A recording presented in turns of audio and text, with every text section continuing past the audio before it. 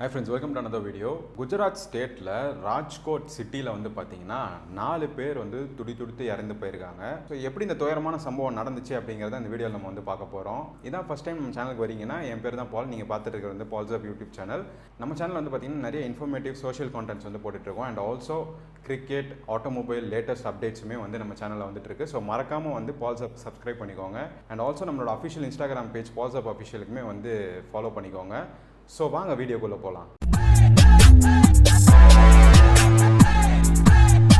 So குஜராத்தில் ஒரு city தான் ராஜ்கோட். ஸோ ராஜ்கோட் முனிசிபல் கார்பரேஷனுக்கு ஓடக்கூடிய ஒரு எலக்ட்ரிக் பஸ்ஸால் தான் வந்து பார்த்தீங்கன்னா 4 பேர் வந்து இறந்துருக்காங்க. அந்த பஸ் டிரைவர் என்ன பண்ணிட்டாருன்னா ஒரு சிக்னலில் நிற்காம கட்டுப்பாட்டை இழந்து சிக்னல் நின்றுட்டு இருந்தவங்க மேலே ஏறி 4 பேர் வந்து துடித்து இறந்து போயிருக்காங்க.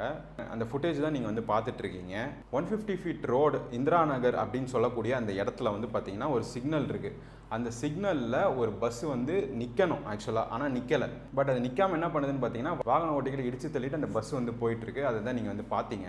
ஸோ அந்த பஸ் டிரைவர் வந்து ஆல்கஹால் கன்சப்ஷன் பண்ணியிருந்தாரா, இல்லைனா வந்து பஸ்ஸுக்கு வந்து ஏதாவது தொழில்நுட்ப கோளாறு ஏற்பட்டிருக்கா, அதனால் வந்து பிரேக் பிடிக்காமல் போய் எல்லாரையும் இடித்து தள்ளிடுச்சா அப்படிங்கிறது வந்து இப்போ விசாரணை வந்து நடந்துட்டுருக்கு. ஸோ அந்த சம்பவம் நடந்த அந்த சிக்னலுக்கு பக்கத்தில் ஒரு கடையில் வந்து பார்த்தீங்கன்னா சிசிடிவி வச்சுருந்துருக்காங்க. அந்த சிசிடிவியில் பதிவான காட்சிகளை தான் நீங்கள் வந்து பார்த்தீங்க. ஸோ 4 பேர் இந்த சம்பவத்தில் வந்து உயிரிழந்திருக்காங்க. அண்ட் நிறைய பேர் வந்து இன்ஜூர்டுமே ஆயிருக்காங்க. அண்ட் அந்த பஸ் ஓட்டின டிரைவருமே இன்ஜூர்டுன்னு சொல்கிறாங்க. ஸோ அவர் வந்து இப்போ ஹாஸ்பிட்டலில் ட்ரீட்மெண்ட்டில் இருக்காங்க. ஸோ அவங்க எல்லாருக்குமே வந்து ஹாஸ்பிட்டலில் இப்போ ட்ரீட்மெண்ட் நடந்துட்டுருக்கு. ஸோ ஃப்ரெண்ட்ஸ், இந்த சம்பவமானது வந்து பார்த்தீங்கன்னா April 16, 2025 மார்னிங் 10 AM வந்து கரெக்டாக நடந்திருக்கு.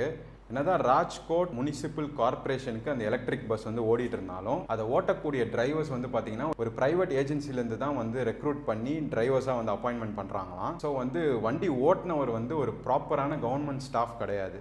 அவர் வந்து ஒரு ப்ரைவேட் ஏஜென்சியை சேர்ந்தவர் தான் வந்து ஓட்டியிருக்கிறாரு. ஸோ அவர் வந்து ஆல்கஹால் கன்சம் பண்ணியிருந்தாரா, இல்லைனா வந்து கவனக்குறைவா, இல்லைனா வந்து டெக்னிக்கல் ஃபெயிலியர் ஏதாவது இருந்திருக்கா அப்படின்றது தான் இப்போ வந்து விசாரணை வந்து நடந்துட்டுருக்கு. ஸோ எலக்ட்ரிக் பஸ்ஸஸ் வந்து பார்த்தீங்கன்னா நார்மலாக இன்டர்னல் கம்பஷன் இன்ஜினில் இருக்கக்கூடிய பஸ்ஸு மாதிரி கிடையாது. ஸோ நம்மளோட சிட்டி பஸ்லாம் வந்து பார்த்தீங்கன்னா ஒரு கியர் மாற்றத்துக்கே ரொம்ப நேரம் ஆகும். அந்த ஸ்பீடெல்லாம் டக்குன்னு எடுக்க முடியாது. ஸோ எலக்ட்ரிக் பஸ்ஸில் எப்படி இருக்கும்னு பார்த்தீங்கன்னா கியரே கிடையாது, ஜஸ்ட் பெடல் அழுத்தினா போதும் வண்டி வந்து போகும்.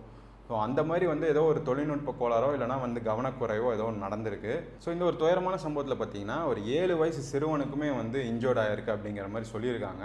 ஸோ யாருமே நினைக்காத அந்த தருணத்தில் வந்து ஒரு பெரிய பஸ்ஸு வந்து மோதினா எப்படி இருக்கும், எல்லாருமே அப்படியே ஷாக்கிங்காக பார்க்குறாங்க அந்த இன்சிடெண்ட்டை. ஸோ குஜராத் ஸ்டேட் கவர்மெண்ட் என்ன சொல்லியிருக்காங்கன்னு பார்த்தீங்கன்னா இறந்து போன 4 பேருக்கு வந்து தலா 15 லட்ச ரூபா வந்து காம்பன்சேஷன் கொடுக்குற மாதிரியும், அண்ட் ஆல்சோ இன்ஜோர்ட் ஆனவங்களுக்கு வந்து தலா 2 லட்ச ரூபா வந்து கொடுக்கப்படும் அப்படின்னு சொல்லிட்டு ஸ்டேட் கவர்மெண்ட்டில் சொல்லியிருக்காங்க. என்னதான் வந்து காம்பன்சேஷன் கொடுத்திருந்தாலும் இந்த மாதிரி ஒரு சம்பவத்தை நடக்காமல் பார்த்துருந்துருக்கணும். பட் அது எப்படி நடந்துச்சு அப்படிங்கிறது வந்து இன்வெஸ்டிகேஷனில் தான் நமக்கு வந்து தெரியும். ஸோ மரணம் வந்து எப்படி வேணால் எந்த ரூபத்தில் வேணால் நடக்கும் அப்படிங்கிறதுக்கு இந்த ஒரு துயரமான சம்பவம் வந்து ஒரு எடுத்துக்காட்டாக இருக்குது.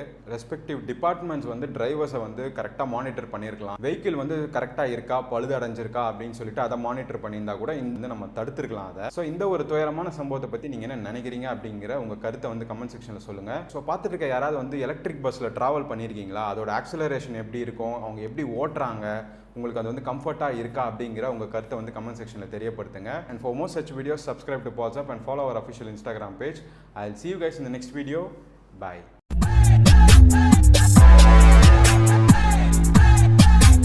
Spit too quick when I hit my strap.